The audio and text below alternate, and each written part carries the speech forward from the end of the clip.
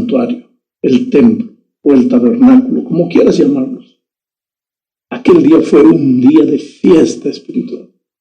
Las 12 tribus de Israel llevaron ofrendas especiales al Señor a fin de que esas ofrendas fuesen usadas para los sacerdotes y levitas en el servicio del tabernáculo. El pueblo había hecho donaciones generosas para la construcción del tabernáculo y después de la dedicación estaban contribuyendo para su ministerio y manutención. Una lectura rápida de este capítulo largo, el más largo del Pentateuco, puede dar la impresión de que no contiene nada a no ser repeticiones, pues durante los 12 días sucesivos de la ceremonia, los príncipes de las tribus llevaban ofrendas idénticas todos los días. Sin embargo, no debemos ignorar que Dios reconoció cada ofrenda a cada príncipe, cada día que ellos iban al templo. Es imposible determinar el valor de esa ofrenda en manera actual, pero es evidente que fue una tremenda oferta y hecha de todo corazón.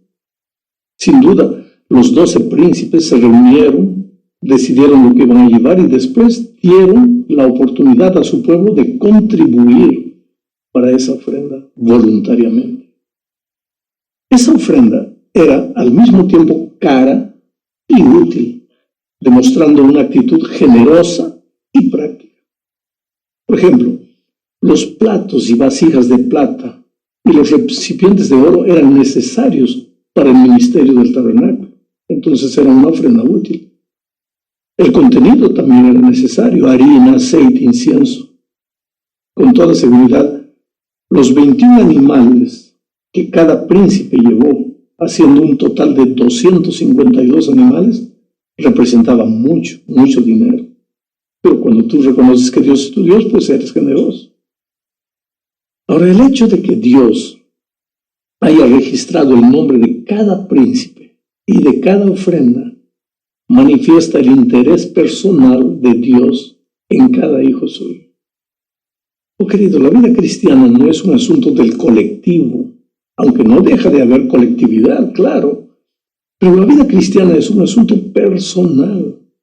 Dios te conoce como si tú fueses el único habitante de este planeta y te ama, así como eres. Se preocupa con tus luchas, con tus dificultades, y un día, cuando entres en el reino de los cielos, el Señor Jesús te dará la bienvenida personalmente. Es por eso que si en este momento, por esas circunstancias de la vida, te sientes solo, abandonado por los seres humanos, piensa en un Dios personal, en su interés por ti, y que eso te consuele, te dé ánimo para continuar la carrera cristiana en medio del dolor y de la incomprensión de los seres humanos. Bueno, el segundo punto de la lección de esta semana es la maravillosa comunión que Dios quiere tener con sus hijos. Él les había pedido que contribuyesen, que construyesen un templo para que pudiese habitar en medio de ellos. ¿Por qué crees que Dios necesitaba de un templo para habitar en medio de ellos? ¿Acaso Dios no era Dios? ¿No podía habitar en cualquier lugar? Claro que podía. Pero es que el templo no fue construido por causa de Dios, sino por causa de los hombres. El templo, recuérdate, fue construido con las ofrendas de los israelitas. Ellos habían dado de lo mejor que tenían, de sus tesoros, de su dinero. Y tú sabes que donde está tu dinero está tu corazón. Siendo así, el templo pasaba a ser el centro de sus intereses y de su preocupación. Y Dios estaba en el centro de sus atenciones y sus emociones. Pero hay algo más. Dios quería ser el centro, estar en medio de ellos, no a un lado, no paralelamente a otros intereses. No quería ser consultado de vez en cuando, ni cuando sobrase tiempo, ni cuando todo había fallado. Por eso estaba en medio de ellos. Y si tú lees los textos, verás que Dios se comunicaba con el sacerdote en el templo. El sumo sacerdote oía la voz de Dios y las instrucciones que él le daba para hacer transmitías al pueblo. Si el pueblo obedeciese, su entrada triunfal a Canaán estaría garantizada. Pero si no, seguiría peregrinando en el desierto del fracaso y de la mediocridad. Bueno, la misma cosa sucede hoy. Dios quiere comunicarse contigo. El cristianismo es una vida de comunión con Cristo. Nosotros nos comunicamos con Él a través de la oración. Y Él se comunica con nosotros a través de las enseñanzas registradas en la palabra de Dios. En el arca, allá en Israel, que estaba ubicada en el lugar santísimo del templo, allí estaban las tablas de piedra conteniendo los eternos principios de su santa ley. Y hoy, esos principios están en la Biblia. Aquí encontramos los principios protectores de la vida y de la felicidad. Hablemos ahora un poco del tabernáculo en sí. El tabernáculo estaba dividido en dos partes, el lugar santo y el lugar santísimo. Ambos estaban separados por un velo. En el lugar santo habían 3 muebles, la mesa para los 12 panes, el altar de oro del incienso delante del velo y el candelero de oro con sus 7 lámparas. Cuando el tabernáculo fue dedicado al Señor, la gloria de Dios llenó el santuario y el fuego santo consumió los sacrificios del altar. Pero Dios no prendió las 7 lámparas del candelero de oro. Eso era obligación de Aarón, el sumo sacerdote, pues él, sus hijos y sus descendientes tendrían la obligación de cuidar del candelero, arreglando los pabilos, completando el aceite sagrado y cuidando de las lámparas, para que ellas estuviesen siempre prendidas, brillando. Siendo que no había ventanas en el lugar santo, la única fuente de luz era el candelero de oro que quedaba a la izquierda del altar del incienso. ¿A quién simbolizaba este candelero? Esto es algo interesante. En el santuario casi todo simbolizaba a Jesús y a la bendita obra de la salvación. Sin duda ninguna, este candelero simbolizaba al propio Cristo que dijo: yo soy la luz del mundo. Pero también le recordaba a Israel que su misión en el mundo es brillar.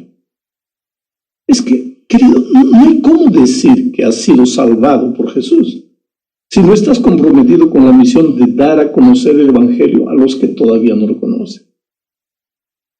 El aceite es símbolo del Espíritu Santo que dirigió toda la vida de Jesús y que posibilitará que los hijos de Dios hoy brillen en el mundo de tinieblas. Sin el Espíritu no tenemos poder para brillar. Hablemos ahora del papel de los levitas. Los levitas pertenecían a Dios por completo. La semana pasada ya explicamos el origen de los levitas. Ellos cuidaban del santuario, lo armaban, lo desarmaban cada vez que Israel se movía de un lado para otro. Siendo que ellos habían sido separados para servir a Dios, necesitaban ser dedicados.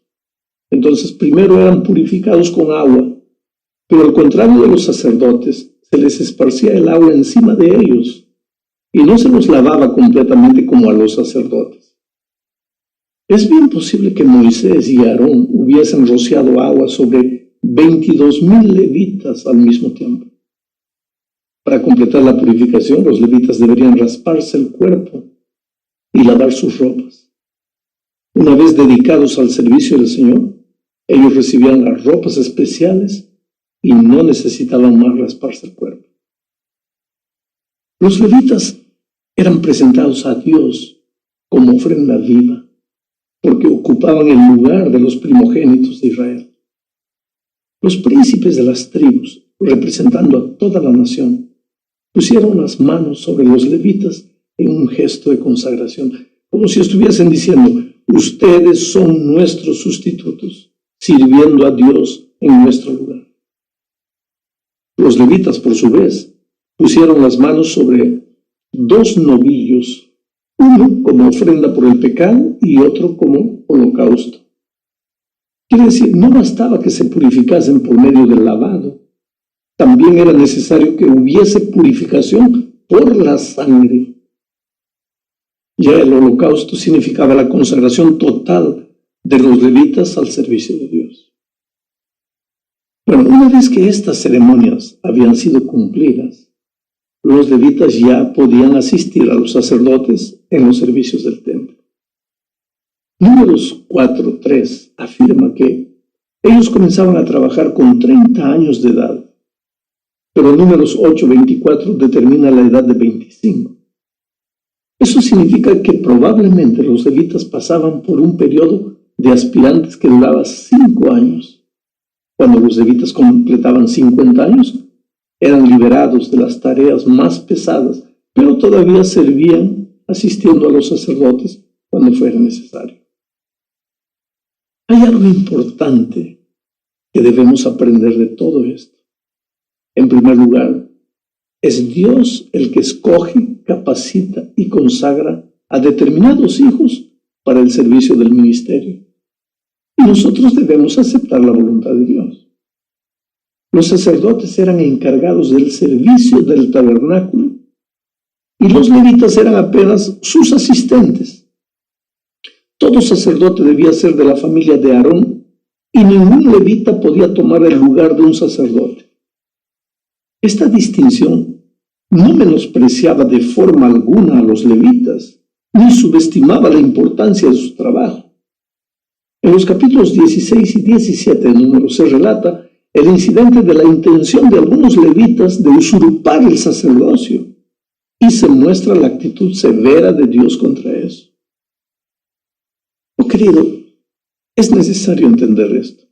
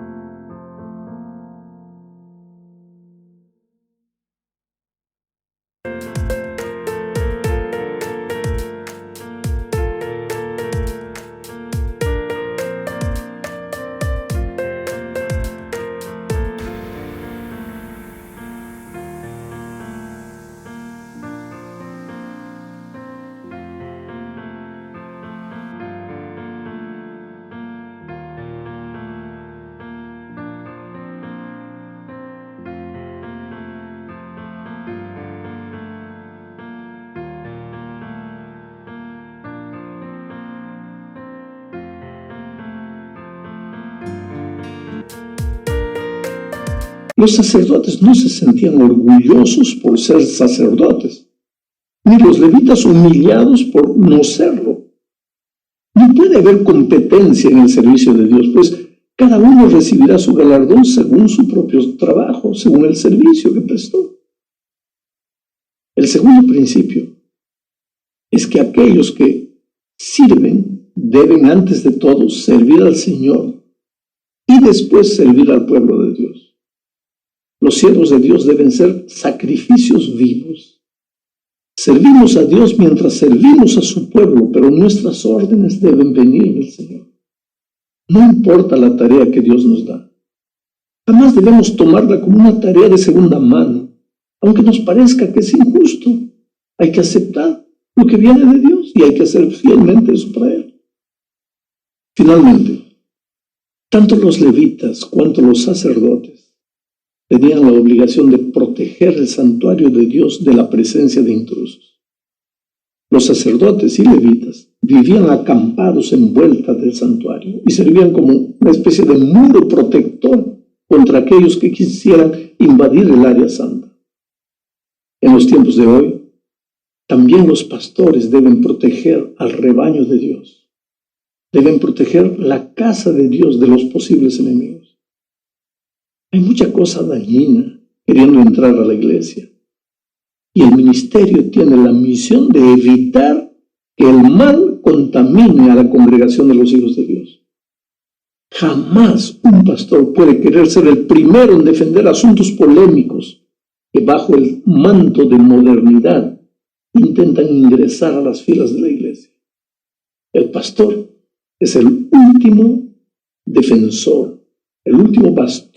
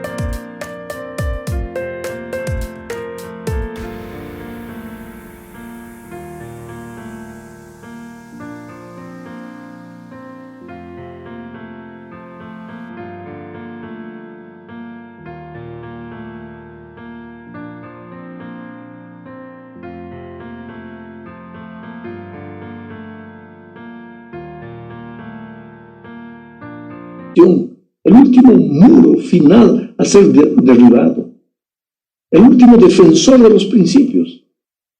Ahora, si la conciencia del pastor no le permite serlo, entonces él debe renunciar a su ministerio y dedicarse a defender sus ideas. Puede parecer duro lo que estoy diciendo, querido, pero el mensaje de los levitas es claro. Cualquiera que quisiese entrar al tabernáculo tenía que hacerlo pasando por el levita y no